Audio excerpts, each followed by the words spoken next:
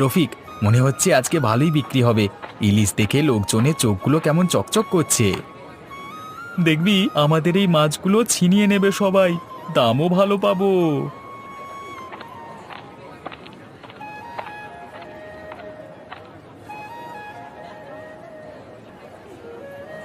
ওরে বাবা, এত বড় ইলিশ মাছ, দাম কত?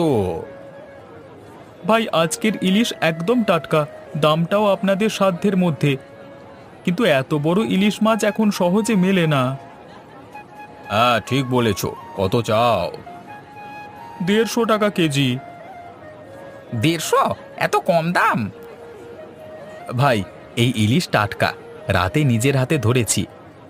এই বৃষ্টির মধ্যে নিজেরাই ধরেছি আমরা, তাই একটু সস্তায় দিতে পারছি। আচ্ছা ঠিক আছে, আমাকে 1 কেজি দাও।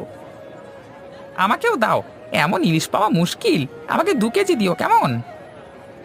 ঠিক আছে ভাই, তোমরা নিয়ে যাও, কালকে আরো আসবে। হ্যাঁ,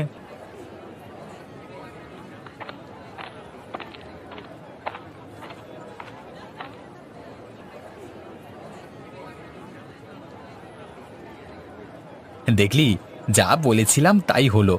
এত ইলিশ এত তাড়াতাড়ি বিক্রি হয়ে গেল।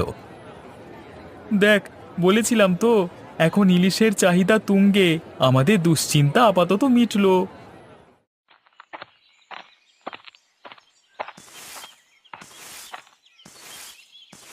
এই শুনছো, আজকে যা হয়েছে তা তুমি বিশ্বাস করতে পারবে না।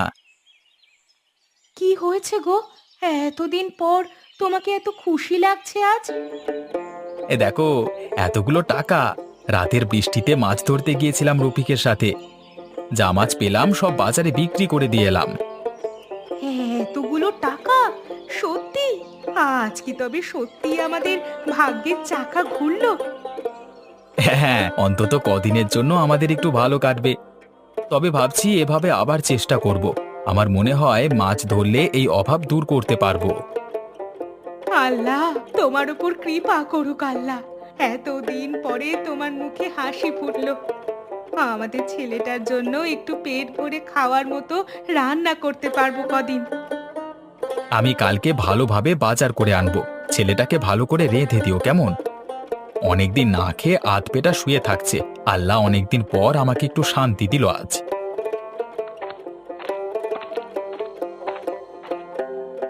এই যে শোনো, এইদিকে এসো গো, কোথায় গেলে?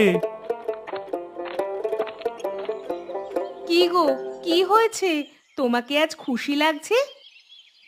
আমরা রাতে মাছ ধরতে গেছিলাম, সেই মাছগুলো বিক্রি করে আজকে বেশ ভালো রোজগার হয়েছে। এই দেখো। এতগুলো টাকা? এত মাছ ধরলে কখন তোমরা? এই কালকে মাঝরাতে বৃষ্টির মধ্যে, আজকে ভাগ্য আমাদের সহায় ছিল, এত বড় ইলিশ ধরেছিলাম।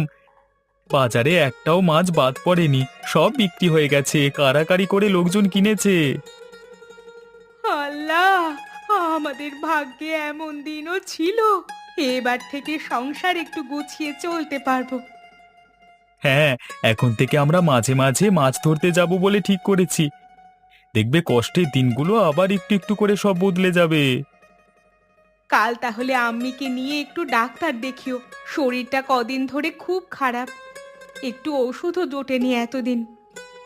হ্যাঁ হ্যাঁ, কালকে সকালে যাব, তুমিও যেও সাথে করে কেমন?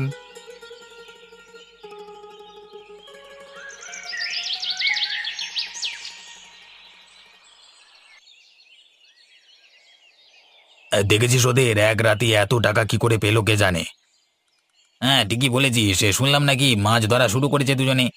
তা এত বড় বড় মাছ পেলো কি করে কে জানে। একে বলে ভাগ্য, বুঝলে? আমাদের তো এতদিনও ভাগ্যের শিকা ছিল না, আর ওরা এক রাতে মাছ বিক্রি করে এত টাকা লাভ করে ফেললো। হ্যাঁ, এমন ভাগ্য যদি আমাদের হতো, আমরাও তাহলে একটু টাকা পয়সার মুখ দেখতে পারতাম।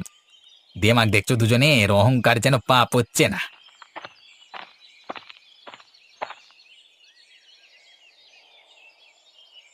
আরে কি ব্যাপার রফিক, কেমন চলছে সব? তোমার তো পুরো চেহারাই পাল্টে গেছে।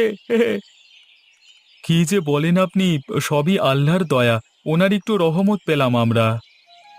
তাহলে অল্প রেহমত তো আমাদের উপরে হতে পারে। এই যে আমরা সব এভাবে অভাবে তাড়নায় মরছি, পরিবারকে ভালো মন্দ দুটো খেতে অবধি দিতে পারছি না, আমাদেরও তো একটু দরকার নাকি? চাইলে আপনারা সবাই কিছু না কিছু করতে পারেন। আমাদের এই গ্রামে কেউ ভালো মাছ ধরতে জানে, কেউ মাটির কাজ জানে, কেউ হাতের কাজ জানে। তাহলে এই জানাগুলোকে কাজে লাগানো হচ্ছে না কেন? এগুলোকে কাজে লাগাতে পারলে তো এখানে কারোর ঘরে কোনো অভাবই থাকবে না। আমরা যদি এভাবে এসব করতে পারি তাহলে একদিকে যেমন আমাদেরও একটু আয় পায় বাড়বে, ঠিক তেমনি আমাদের সম্বন্ধে অন্যান্য গ্রাম থেকেও লোকেরা অনেক কিছু জানবে। তাহলে তো গ্রামের অভাবই মিটে যাবে, তাই না? সেই জন্যই বলছি, আমাদের হিংসে করে কোনো লাভ নেই। তোমরা নিজেরা চেষ্টা করো। দরকারে আমরা নিজেরা একটা বাজার করতে পারি, তাতে মানুষজনের রোজগারও বাড়বে। কিন্তু গ্রামের এই অভাবের পরিবেশে জিনিসপত্র কিনবে কে আমাদের থেকে? এর জন্য খুব ভালো একটা প্রস্তাব আছে আমার কাছে। যার যে কাজটা ভালো লাগবে করতে সে সেটা করবে। এই গ্রামের লোকজন এবার থেকে টাকা নিয়ে কেনাবেচা করবে না। যার যে জিনিসটা পছন্দ সেই জিনিসের আদান প্রদান করবে। আমাদের সব দরকারি জিনিস যদি গ্রামেই পাওয়া যায়, তাহলে টাকা আছে কি নেই তাতে কিছু আসে যাবে না। মানে 1 কিলো চাল নেওয়ার জন্য চাইলে 2 কিলো চিনিও নিতে পারে বা অন্য কিছু। এ তো দারুণ বুদ্ধি। আরে এতে আমাদের জিনিসপত্র বিক্রি না হওয়ার ভয়টা থাকবে না, আবার সবার অভাব অভিযোগও মিটে যাবে। না কামাল, তুই তো কামাল করে দিলি ভাই। এমন বুদ্ধি এর আগে কেউ কখনো দেয়নি। দারুণ হবে ব্যাপারটা। চলো তাহলে আমরা আবার নতুন উদ্যমে কাজটা শুরু করি।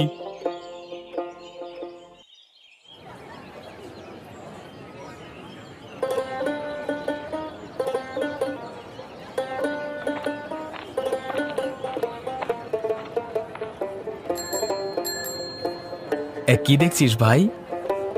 দেখছি এই গ্রামটাকে। তোর একটা বুদ্ধি গ্রামটাকে আমূল বদলে দিল রে। অভাব সব রকম বুদ্ধির জন্ম দেয়, জানিস তো। এই অভাবটা তো আমরা সবাই দেখেছি, ভোগ করেছি। তাই আমরা যখন এর থেকে কিছুটা হলেও মুক্তি পেলাম, তাহলে বাকিদেরও কেন সাহায্য করব না? গ্রামটা তো সকলেরই। ওদের সবাইকে ঠিকঠাক রাস্তা দেখাতে পেরেছি, এটাই অনেক। ভবিষ্যতে যেটুকু সম্ভব হবে সেই সাহায্যটুকু করতে পারলেই হলো। অবশ্যই করব। আমরা যা পারবো সাহায্য করব, চেষ্টাটুকু অন্তত করব।